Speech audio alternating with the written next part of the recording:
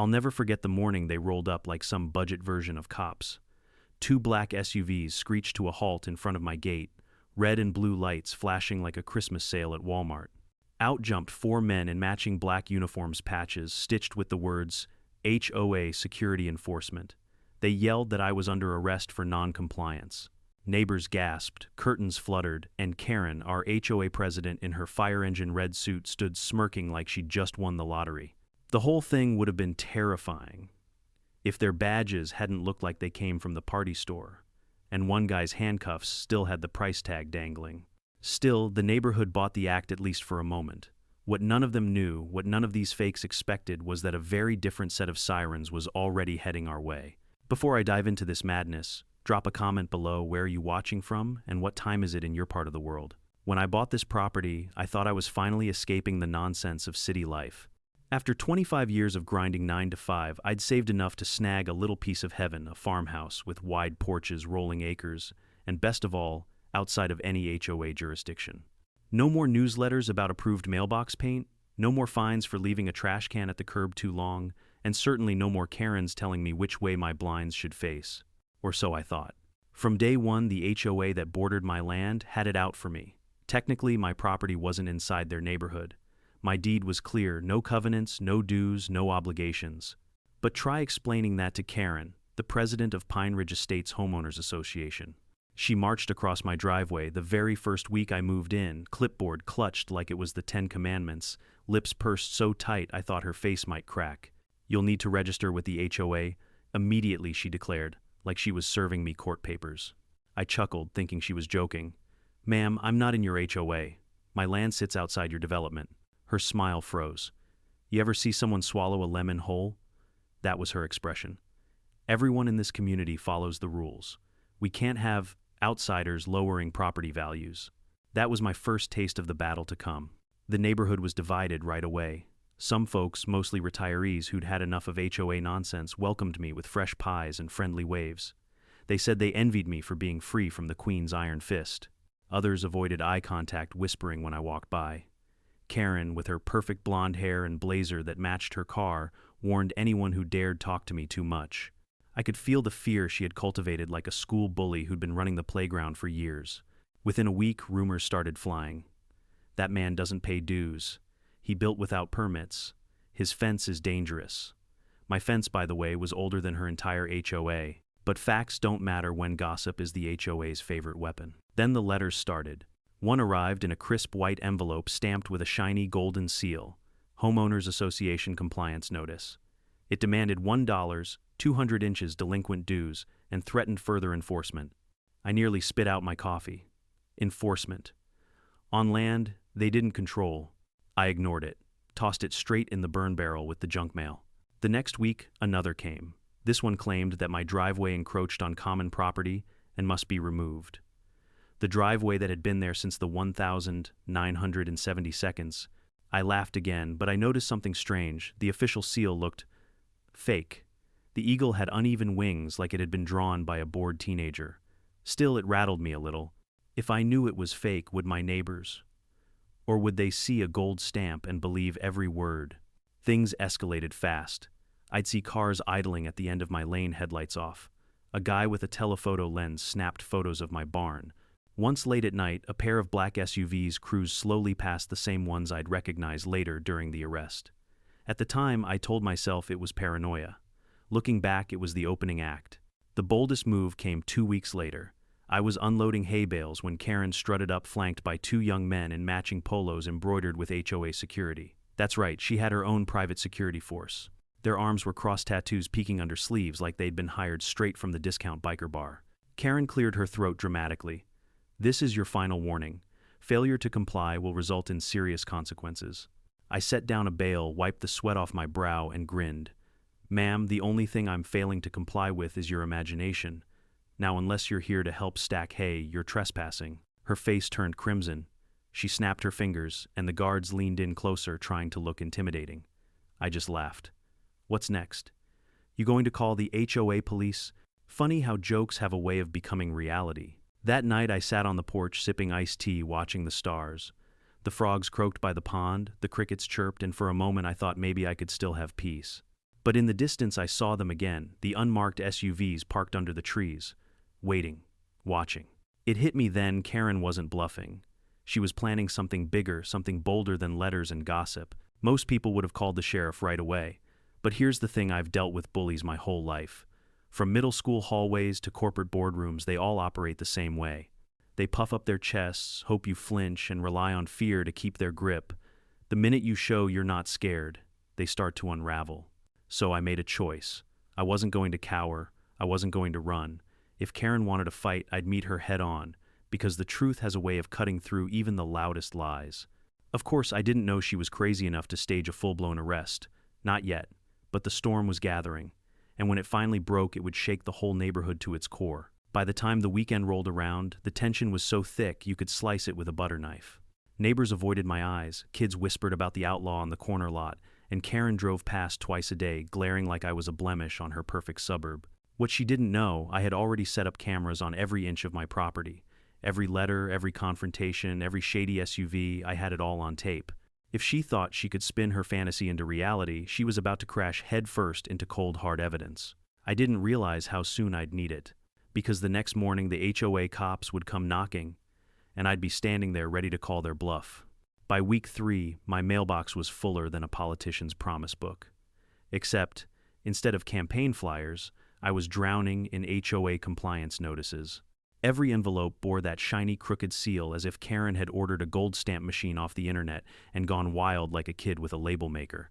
One letter declared my barn a fire hazard to the community. Another accused my tractor of being unsightly machinery. My favorite, the one that demanded, I remove my pond because unregulated bodies of water attract pests. You can't make this stuff up. Karen was trying to legislate frogs out of existence. At first I laughed. Each notice was crazier than the last. But after the 5th envelope, laughter gave way to irritation. Not because I believed a word of it, but because I saw the effect it had on my neighbors. Mrs. Parker, who lived across the road, stopped bringing me pies. She muttered something about not wanting to get in trouble. The Wilson kids, who used to play catch near my fence, started darting away whenever they saw me as if my property carried a curse. The power of paper, even fake paper, was real. Karen knew it. One night I caught movement by the hedgerow. At first I thought it was deer. Then I spotted the glint of a telephoto lens. Someone was photographing my property hiding in the shadows. When I shouted, the figure bolted into the woods, the sound of branches snapping, fading into the night. That wasn't the only time. Over the next week I noticed strange patterns. Cars would idle at the end of my driveway, headlights off. A man in a polo shirt marked HOA security walked down the lane, jotting notes on a clipboard. Every move I made seemed to be under surveillance, as if Karen was building a case file against me. The absurdity of it all only fueled my stubborn streak. I started waving at the watchers, grinning wide just to irritate them. If they were going to spy, I might as well give them a show. One afternoon I stood on the porch in my bathrobe sipping coffee and called out, "Hey, make sure you get my good side." The figure ducked behind a bush, humiliated. Score 1 for me. But Karen wasn't the type to back off. She doubled down. A week later, I was hauling lumber when she stormed onto my property, this time without pretense.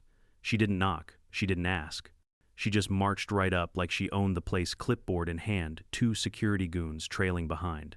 "You are in violation of multiple HOA codes," she barked, waving papers in my face. I dropped the board I was carrying and raised an eyebrow. "Ma'am, you do realize this isn't Pine Ridge Estates. Your rules stop at your property line." Her eyes narrowed to slits. "The community disagrees." I laughed. "Lady, your community is about to get laughed out of court if you keep this up." That's when one of her goons stepped forward, puffing his chest. "You better take this seriously. We can make things difficult." His tone dripped with threat, but his shirt collar was still wrinkled from the package. Real tough guy. I leaned in close enough he could smell the sweat and sawdust on me. "Buddy, unless you're here to hammer nails, you're trespassing. Leave before I call the real cops." Karen pulled him back, but not before spitting one last line, "You'll regret defying us." Classic villain talk. Like something straight out of a soap opera. Later that week, more letters arrived this time, claiming I owed late fees for not paying the original fines. $2,300 now.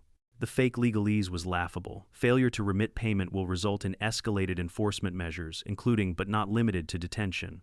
Detention. What was this, high school? But here's the part that chilled me. The letters had been slipped directly into my mailbox without postage. That meant someone was walking up to my house late at night, sliding them in. a violation of federal law on top of everything else. I set up trail cameras, motion-activated infrared, the whole works. Within 2 nights, I had my culprit, Karen herself in heels, creeping down my driveway like a cat burglar, shoving envelopes into my box at midnight. The footage was grainy, but the outline of her red blazer was unmistakable. I couldn't resist. The next morning, I printed a still frame from the video and taped it to the mailbox with a sticky note, "Smile for the camera." By noon, she was back at my gate, screaming bloody murder. "You have no right to film me," she shrieked. "On my property, lady, I can film squirrels if I want." Her face turned scarlet. She stomped away, heels sinking in the dirt, muttering about how I'd pay for this. And pay, she meant. Because soon after, things escalated from creepy to dangerous. One evening, as the sun dipped behind the hills, I heard engines. 2 black SUVs rolled slowly past my property windows, tinted, no plates visible. They circled twice, then stopped at the far end of the lane. I could see silhouettes inside talking on radios. For the first time, a shiver ran down my spine. This wasn't just HOA drama anymore. This was turning into impersonation, intimidation, criminal territory. I texted a buddy of mine, a deputy in the sheriff's department, asking him to swing by sometime. He texted back, "Be careful. Some folks don't know where the line is until they're in cuffs." Wise words. But I didn't want to be the guy who ran crying to the law every time Karen sneezed. Pride, maybe. Stubbornness, definitely. I wanted to face her nonsense head-on, prove she couldn't scare me off my land. What I didn't know was that her next move would make every letter, every threat, every SUV seem like child's play. Because Karen wasn't just whispering about calling the cops anymore. She was planning to be the cops. And that's how we arrived at the day the HOA police stormed my gate, fake badges flashing, ready to haul me off for non-compliance. Only they didn't realize who was coming up right behind them. The morning it all went down started deceptively calm. I was halfway through my second cup of coffee, leaning back on the porch swing, when the first wail of sirens split the air. Not the steady official kind of sirens that make your stomach drop. No, these sounded tinny, distorted, like somebody's cousin had downloaded a police sounds app and cranked it through busted speakers. Still, the effect was enough. Birds scattered from the trees. Neighbors peeked from their curtains. And before I could set my mug down, 2 matte black SUVs came barreling around the corner, lights flashing from cheap light bars duct taped to the roof. They screeched to a halt right in front of my gate, tires spitting gravel. My first thought, well, I'll be damned. She actually did it. Out spilled 4 men, each dressed in identical black uniforms. The shirts bore patches that read HOA Security Enforcement in bold white letters, though the stitching looked like it had been done by a grandmother with cataracts. Their belts sagged under plastic handcuffs, pepper spray, and radios that weren't even on the same frequency. One guy's holster carried what looked suspiciously like a paintball gun, painted black. I had to bite my lip not to laugh. "Step forward and place your hands behind your back," one of them barked, voice trembling with nervous energy. For what I asked loud enough for my camera to pick up, yes, I'd already set my phone recording, never underestimate the value of evidence. "You are under arrest for non-compliance with community regulations," another declared, unfolding a crumpled piece of paper like it was the Constitution. Behind them, my neighbors had started to gather. Mrs. Parker clutched her pearls. The Wilson kids whispered, eyes wide. And then, like a queen presiding over her loyal subjects, Karen emerged. She stepped from her Lexus in a blazing red suit, clipboard clutched to her chest, a smirk stretching across her face. She looked like she was auditioning for the role of dictator of the cul-de-sac. "It's over, Mr. Thompson," she purred. "You thought you could mock the HOA, but now you'll face the consequences." I leaned casually against the gate. "Karen, if I didn't know better, I'd think you just raided the costume aisle at Party City." Her smirk faltered for half a second before she snapped back, motioning to her faux cops. "Take him in." The 4 imposters advanced, boots crunching on gravel, trying to look intimidating. But their movements weren't in sync, like they hadn't practiced. One guy tripped on the curb and had to jog to catch up. Another kept fiddling with his radio, pretending to talk to headquarters. I raised my voice so every neighbor could hear. "These clowns aren't real cops. Look at their uniforms. No badges, no name tags. And since when does the sheriff's office operate under the name HOA Security Enforcement?" Murmurs rippled through the crowd. Mrs. Parker frowned. A few others exchanged uneasy glances. Doubt was setting in. Karen, sensing her grip slipping, screeched, "Don't listen to him. He's dangerous. Arrest him." One of the men pulled out zip ties, clearly planning to bind my hands. Another reached for the gate latch. I stepped forward, calm as a preacher at Sunday service. "Touch that gate and you'll be trespassing. And just so you know, this is all being filmed. Every second." I held up my phone, the little red recording light glowing like a warning beacon. For a split moment, hesitation flickered across their faces. Then Karen snapped again, voice shrill. Do it now. They tried intimidation first. One puffed his chest. Sir, refusal to comply will result in escalated enforcement. I chuckled. Escalated enforcement. What are you going to do, fine me for my mailbox height? The neighbors laughed nervously. A few even nodded. That only enraged Karen more. She stomped her heel into the gravel and jabbed her clipboard toward me like it was a sword. This isn't a game. You're finished today. Her words rang hollow, but her eyes burned with desperation. She had staked everything on this circus act, and I was ruining the performance. The imposters pressed closer. One grabbed the gate, shaking it like he could rattle it off its hinges. Another waved his fake badge in my face. I could see where the laminate was peeling.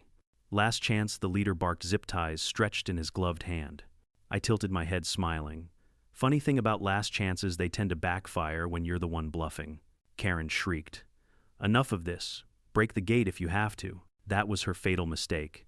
Because the moment those words left her lips, I heard it, the faint, unmistakable whump whump whump of helicopter rotors cutting through the morning air. At first I thought I imagined it, but the sound grew louder, deeper, vibrating in my chest. Then I noticed the imposters' faces. Their bravado melted into confusion. One even glanced skyward, eyes wide. Behind them down the lane came the roar of heavy engines. Real law enforcement SUVs, armored and gleaming, rolled into view. Their lights weren't the flickering knockoffs of Karen's circus. They were the piercing beams of authority, undeniable and real. And above, circling like hawks, 2 helicopters cast shadows across the neighborhood. The crowd gasped. Mrs. Parker clutched her husband's arm. Kids pointed skyward, mouths open. For the first time, Karen's confident smirk faltered. The fake cops froze mid-step. One muttered, "Oh hell." The cavalry had arrived. And suddenly this little HOA drama wasn't just a neighborhood squabble anymore. It was about to turn into a full-blown takedown. If you've never stood behind your own gate while 4 wannabe stormtroopers in party store uniforms tried to arrest you, let me tell you, it's equal parts comedy and horror. Comedy because their act was pathetic. Horror because a few neighbors actually believed it. Fear has a funny way of making people ignore common sense. The imposters tightened their little formation, trying to look tough. One guy shook his zip ties like he was about to hogtie a steer. Another clutched a flashlight in broad daylight, clicking it on and off, as if that made him look more official. I raised my hand calmly. "Gentlemen," I said, "you might want to check your jurisdiction. This here's private property. And unless the sheriff suddenly outsourced his duties to HOA security enforcement, you're trespassing." Karen swooped in before they could respond, clipboard raised high. She leaned against the gate, peering at me through the bars like a queen addressing a prisoner. "Don't listen to him, he's a troublemaker. He's a threat to this community." "Karen," I said slowly, "the only thing I'm a threat to is your ego. And judging by the way you've gone full Broadway with this stunt, I'd say I've already won." That line earned me a few chuckles from the neighbors gathering along the sidewalk. Some had phones out now recording. The tide was shifting. My video evidence wasn't going to be the only record of this fiasco. The leader of the fake cops puffed his chest. "Sir, step aside. We've been authorized to use force." "By who? The Ministry of Magic," I quipped. Even the Wilson boy, peeking from behind his mother, snorted at that one. But Karen wasn't laughing. She was red as a fire, hydrant eyes blazing. "Do you think this is funny? Do you think you can defy the rules that keep this neighborhood safe? You will comply." I leaned on the gate, casual as a man on vacation. "Karen, the only thing you've kept safe is your manicure, and honestly, you're overdue for a new shade." That one stung.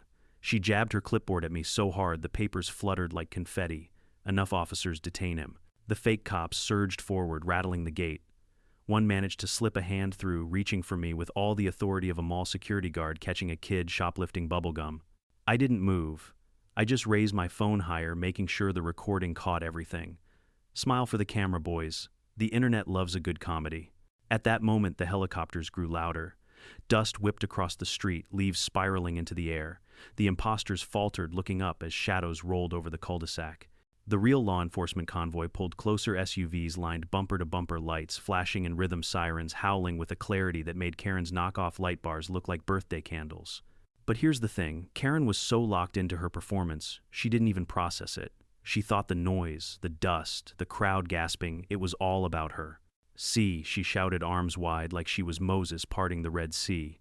"Even more support has arrived. "You can't win, Mr. Thompson." The neighbors looked from her to the approaching convoy, and their expressions said it all. "Lady, are you insane?"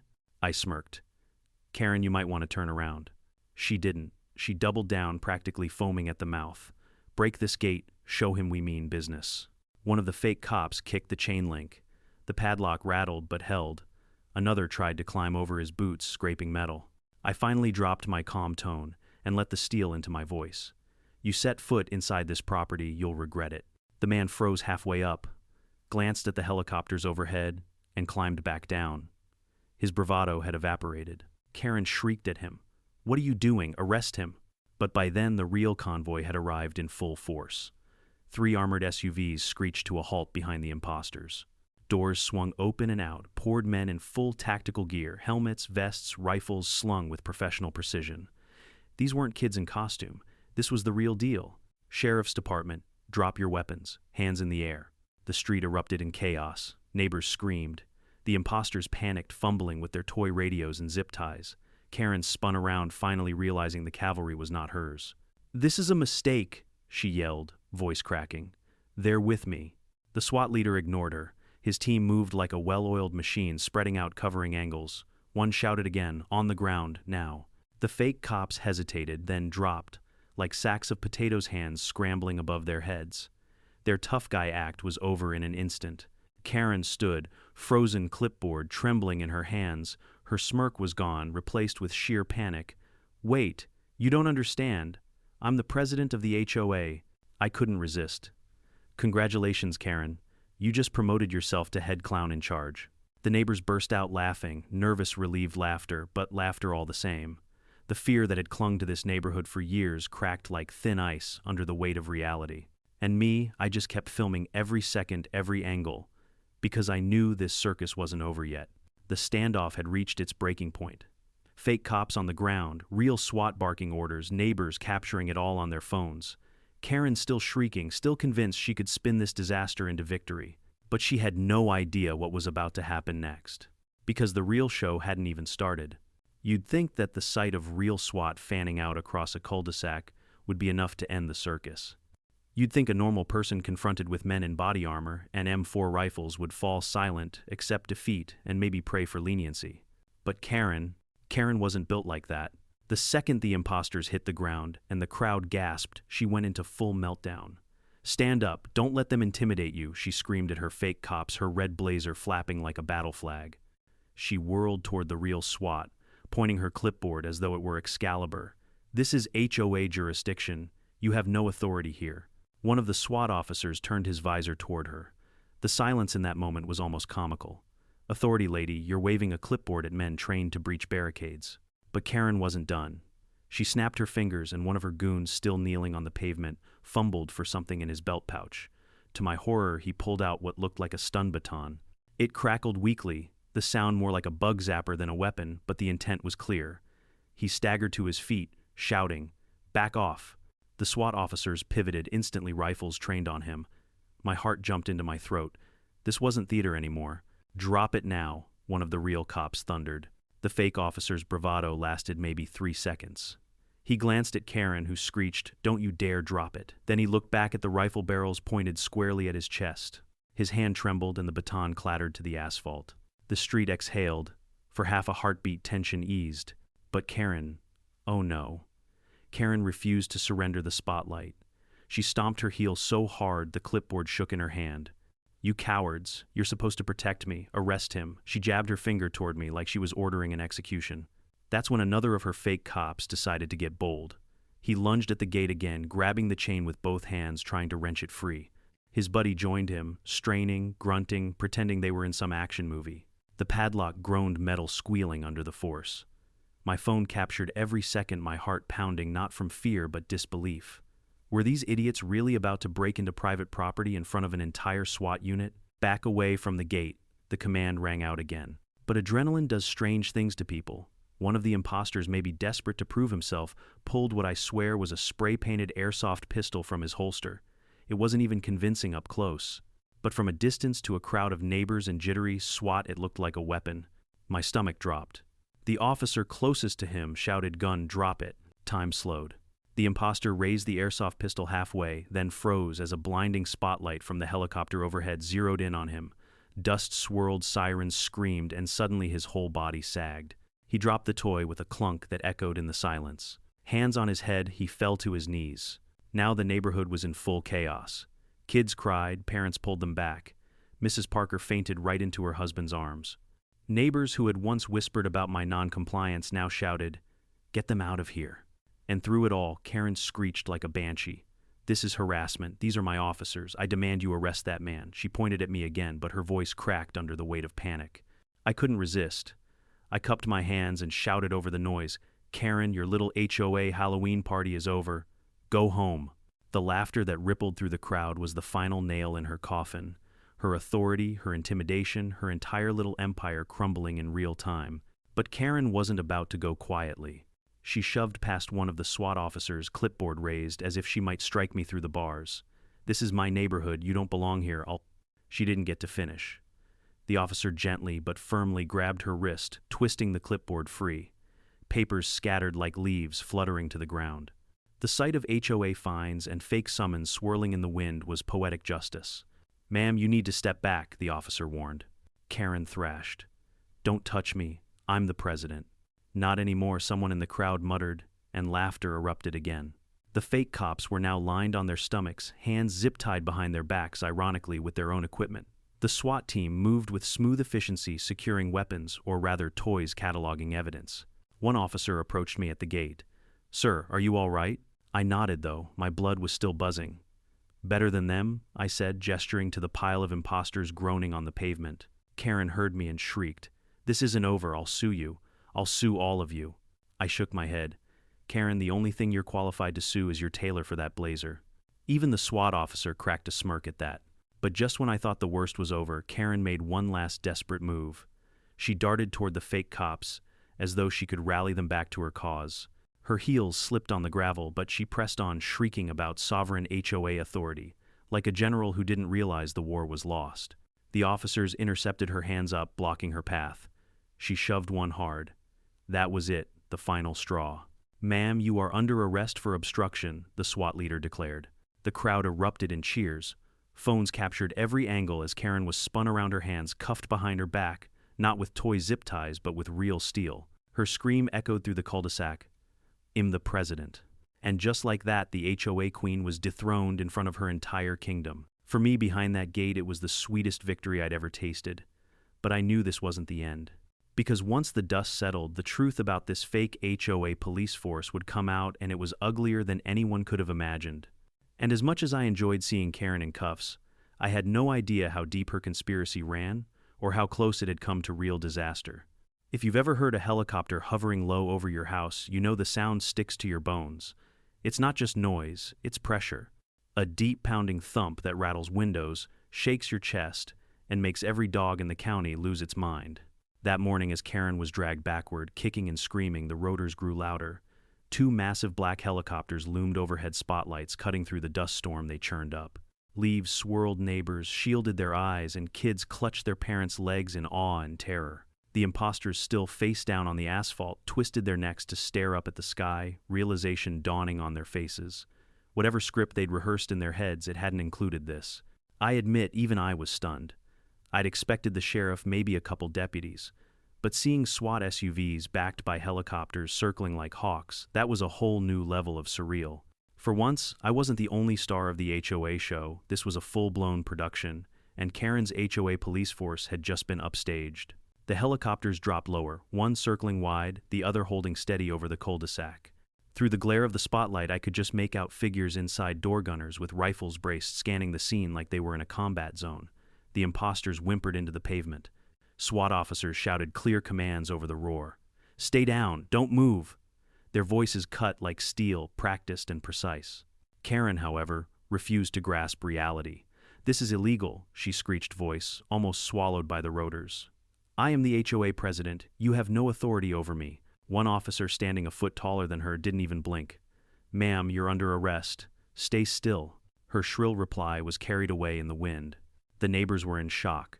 Some clutched their phones so tight their knuckles turned white. Others whispered in disbelief, Is this really happening? Are those military helicopters? I could see the shift happening in real time. Fear had once kept them silent under Karen's thumb, but now that same fear was dissolving, replaced with something new: relief. Relief that the monster they'd tiptoed around was finally being dragged into the light. Mr. Parker, holding his fainted wife upright, muttered, "I knew she was power-hungry, but this..."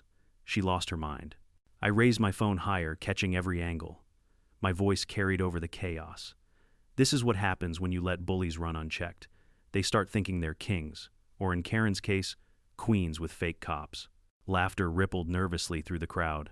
Then in the chaos, one of the fake cops tried a final act of defiance. Still zip-tied, he rolled onto his back and shouted up at the helicopters, "We're the real law here." The spotlight snapped down on him like God's flashlight. The beam was so bright he flinched, squeezing his eyes shut. "Shut it down," a SWAT officer barked, kicking his legs apart to keep him pinned. The man whimpered, voice cracking. The swagger was gone. Karen shrieked at the sight, "Don't you dare touch my officers, they're HOA certified." I couldn't help myself. I hollered back, "Certified by who? The Dollar Store Academy?" Even one of the armored officers smirked under his visor. By now the noise was overwhelming. Dust whipped into my yard.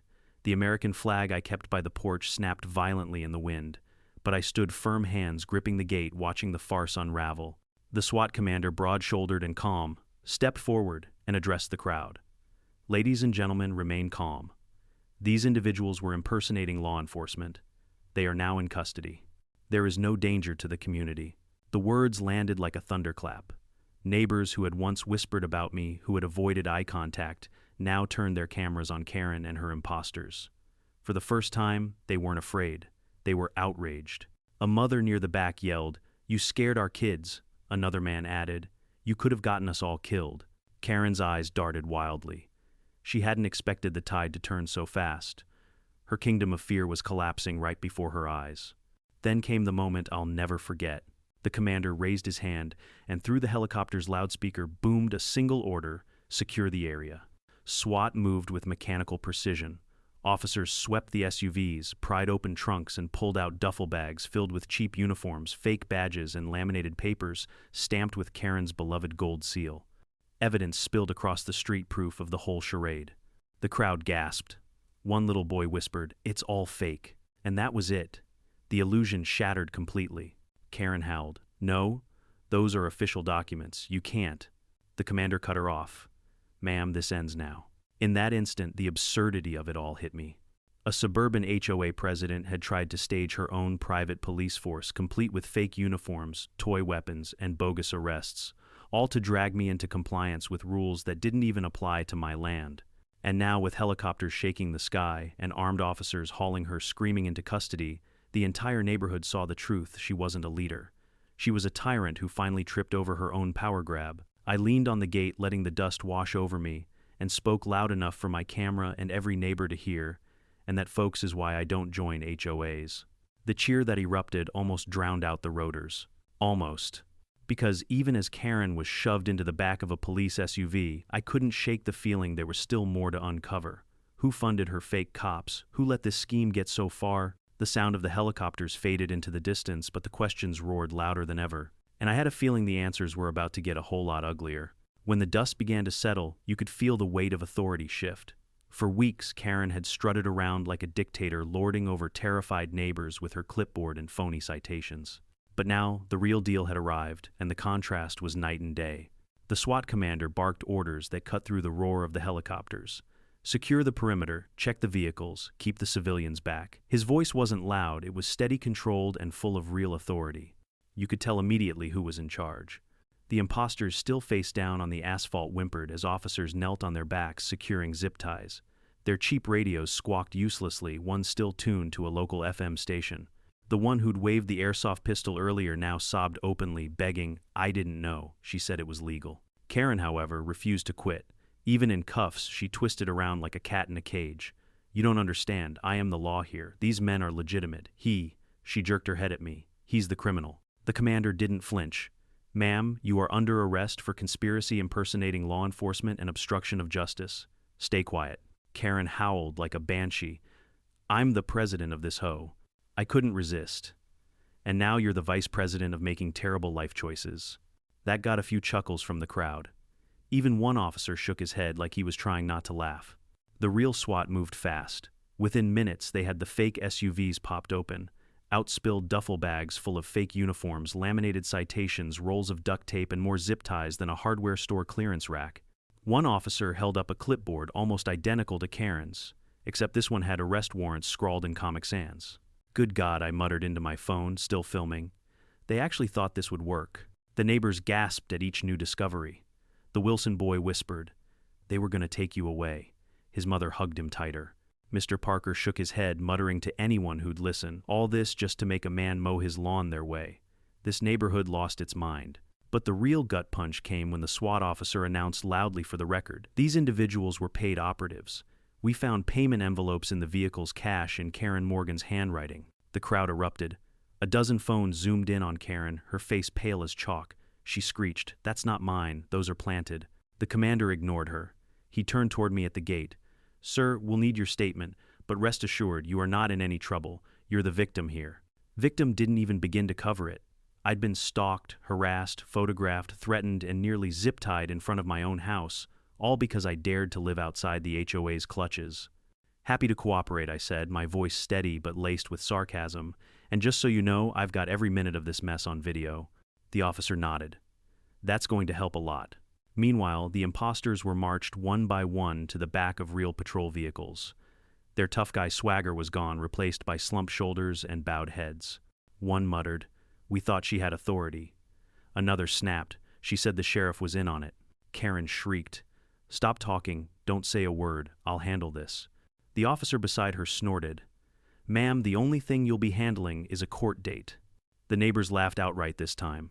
Laughter, the very sound Karen had spent years stamping out, now filled the air. It was like watching a dam burst. I walked up to the gate, careful not to cross the line.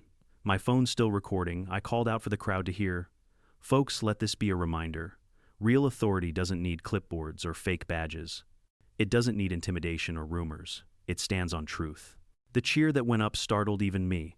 Neighbors clapped, some whistled. Mrs. Parker finally revived, dabbed her eyes, and whispered, "Thank God." Karen spat toward me, her voice breaking. "You think you've won. This isn't over." I raised my brows. "Karen, the only thing that's not over is your legal bills." Even the SWAT commander cracked the faintest grin before turning back to his men. By the time the helicopters peeled off, the imposters were secured, Karen was locked in a squad car, and the neighborhood had witnessed something none of us would ever forget. The power dynamic was shattered. The queen bee had been smoked out of her hive, and the swarm she'd once controlled was suddenly free. As the last of the imposters was hauled away, I caught the eye of the Wilson boy again. He whispered, "You're not the bad guy."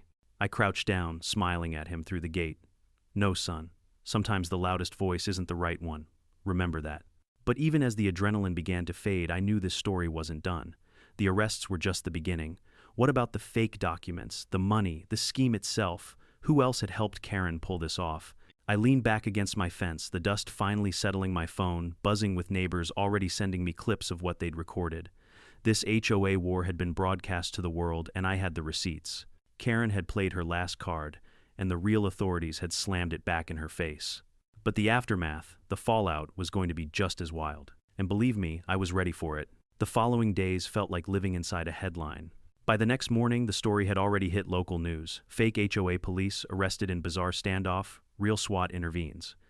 A grainy shot of Karen, red blazer, wrinkled and hair flying as she was shoved into a patrol car, was plastered on every channel. Neighbors whispered that she looked more like a soap opera villain than a president. The neighborhood, once so quiet, was buzzing. People stopped me at the gas station, the feed store, even the diner in town. "Aren't you the guy with the HOA cops?" they'd ask, half laughing, half incredulous. My porch became a revolving door of neighbors dropping off casseroles, pies, and even a six-pack or two.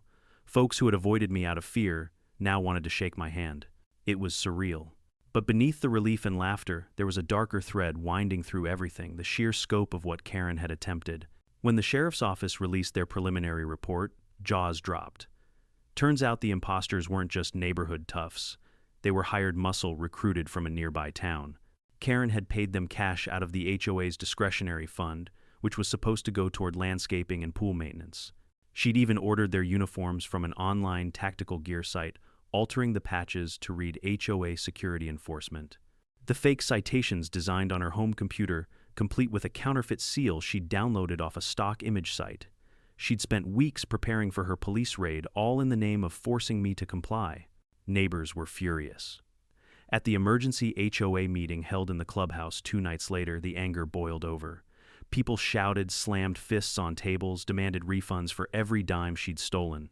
"I pay my dues for community safety, not for Karen to play dictator," one man yelled. "She put all of us in danger," another cried. The board members, pale and sweating, resigned on the spot. Nobody wanted to be associated with the scandal. The HOA, once feared like a shadow government, was crumbling in real time. Karen herself wasn't seen again. Rumor had it she'd been denied bail. The charges stacked up like bricks: conspiracy, impersonation of law enforcement, misuse of funds, harassment. But what struck me most was how quickly the fear she'd cultivated evaporated. The same neighbors who once crossed the street to avoid my gaze now gathered at my fence line, swapping stories and laughing about the whole fiasco. Mrs. Parker, who had fainted during the standoff, brought me another pie. She apologized through tears, saying I let her scare me into silence. Never again. I told her not to worry. Fear makes people do strange things. But seeing the relief on her face, I realized this was bigger than me.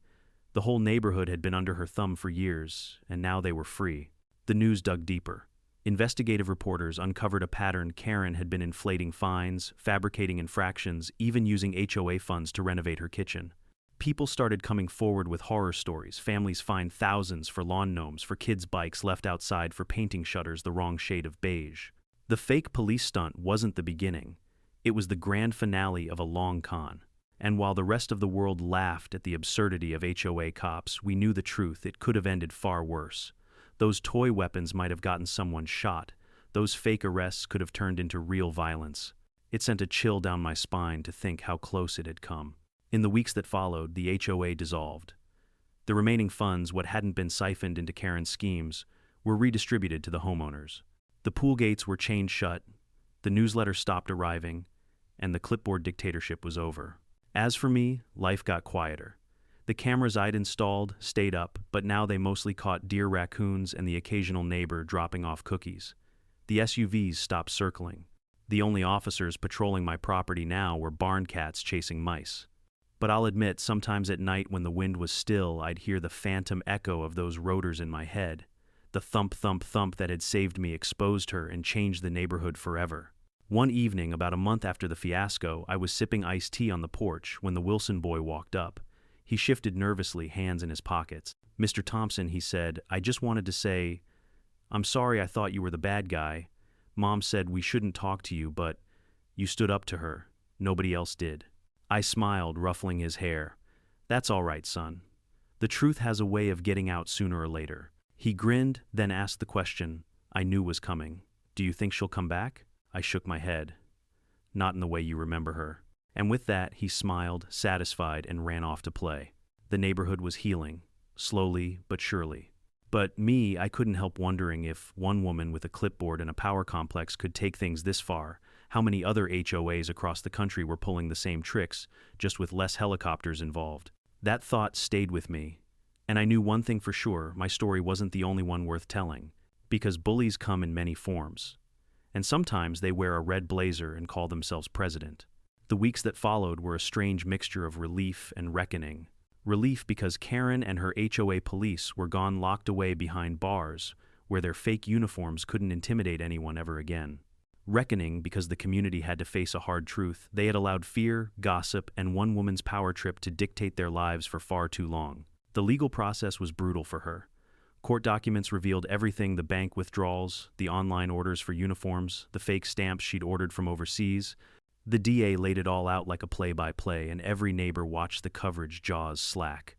"She really thought she was untouchable," Mrs. Parker said one afternoon as we stood by the fence. "I think part of me believed it too." I nodded. That's the trick with bullies. They act like they've already won. Makes everyone too scared to call their bluff. And I'd seen enough of Karen to know she thrived on that fear. Without it, she was nothing more than a loud woman with a clipboard. The HOA itself collapsed within weeks. No board, no funds, no bylaws. Just a group of homeowners learning how to live without being policed for the color of their shutters. Funny thing, the neighborhood didn't fall apart. Lawns stayed trimmed, kids still rode bikes, and nobody's property value collapsed into oblivion. If anything, people looked freer, happier. We even had a block party, a real one, not the approved kind. Karen used to micromanage with sign-up sheets and penalties for late arrivals. Folks brought barbecue baked beans and cold beer. For the first time in years, laughter rang out across the cul-de-sac without the sound of Karen's heels clicking in disapproval. Neighbors who'd once avoided me now pulled up chairs beside mine. Some apologized, others simply said thank you. And I realized something: I wasn't just fighting for myself when I stood at that gate. I'd been fighting for them too, even if they didn't know it yet. As for me, my life settled back into a rhythm. I worked my land, tended my barn, and enjoyed the quiet that came with being free from constant harassment. But the memory of that morning never left me. The flashing lights, the fake cops, the real SWAT swooping in like avenging angels. There were nights I'd sit on the porch, the cicadas buzzing, and replay the sound of those rotors in my head. That noise had been chaos, but it had also been justice descending from the sky. And it reminded me how thin the line is between farce and tragedy. One wrong move, one panic trigger finger, and that story could have ended very differently. Karen's sentencing came 3 months later. The courtroom was packed. Neighbors filled every bench, some whispering prayers, others shaking their heads in disbelief. The judge laid it out bluntly. You abused your position of trust. You endangered lives. You fabricated authority. And you did it all for control. Karen tried one last plea. She rambled about preserving property values and defending the community, but her voice wavered, and no one believed her anymore. The sentence, years in prison, fines so steep she'd never pay them off. When the gavel fell, the room erupted in applause. People hugged. Mrs. Parker actually wept. For once it wasn't fear binding the community together, it was relief, solidarity, and maybe even a little joy. I walked out of that courtroom with my head high. Not because I wanted glory, but because I knew the truth had finally prevailed. Back at home, life felt simpler again. The cameras I'd set up still watched the driveway, but mostly they caught raccoons tipping over trash bins.